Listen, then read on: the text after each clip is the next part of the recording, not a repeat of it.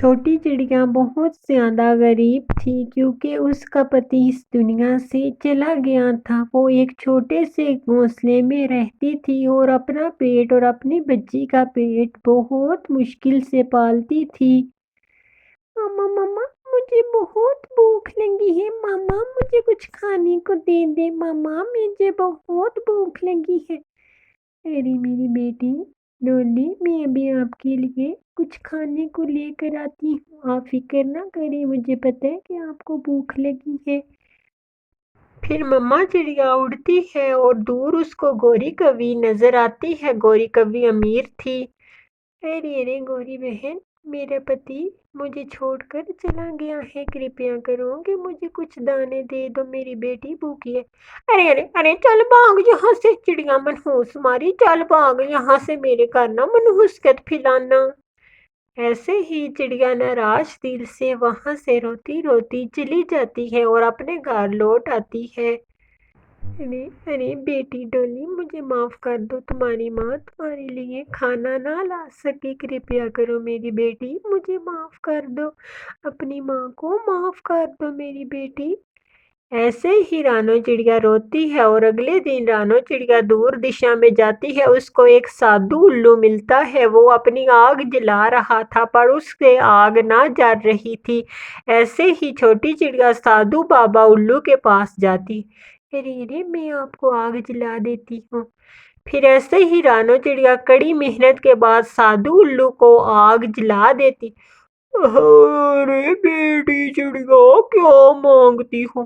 مانگو، میں تمہیں وہ چیز دوں گا جو تم چاہو گی۔ ارے سادھو بابا جی، میرے پتی مجھے چھوڑ کر چلے گئے ہیں، میں بہت پریشان ہوں، میری بیٹی ہے، ہم کل سے بھوکی ہیں۔ چڑیا تم فکر نہ کرو میری بیٹی، تم رو نہ، تم نے میری مدد کی ہے، یہ سیب لے لو، یہ جادوئی سیب ہے، یہ تمہیں ایک سندر گھر بھی دے گا اور تمہیں کھانے کے لیے ڈھیر سارے سوادشٹ سیب دے گا۔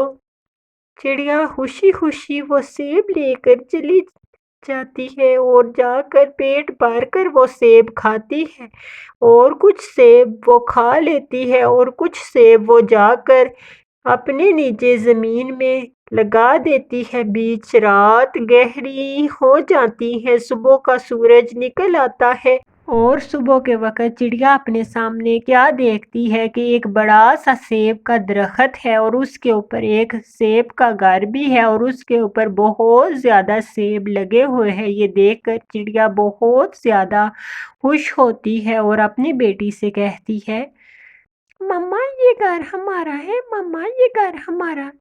ارے ہاں میری بیٹی، یہ گھر ہمارا ہے، یہ گھر ہمارا ہے، میری بیٹی ڈولی، ہمارا کتنا سندر گھر ہے۔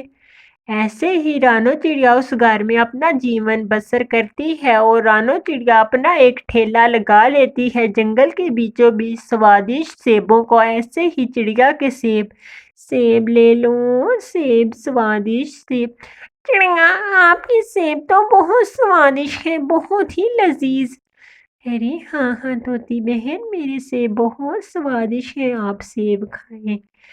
ایسے ہی گوری کوی بھی اڑتی اڑتی روتی آ جاتی ہے، چڑیا میری مدد کرو، میں بھوکی ہوں، میرا پتی مجھے چھوڑ کر چلا گیا، چڑیا کرپیا کرو میری مدد کرو، مجھے کچھ سیب دے دو کھانے کے لیے۔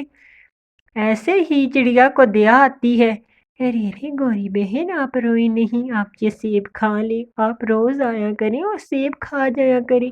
برے ویوہار والے کے ساتھ ہمیں بھی برا ویوہار نہیں کرنا چاہیے اور اس کو ہمیں احساس دلانا چاہیے کہ اس نے ہمارے ساتھ برا ویوہار کیا۔ ایسے ہی چڑیا نے گوری کوی کے ساتھ اچھا ویوہار کیا۔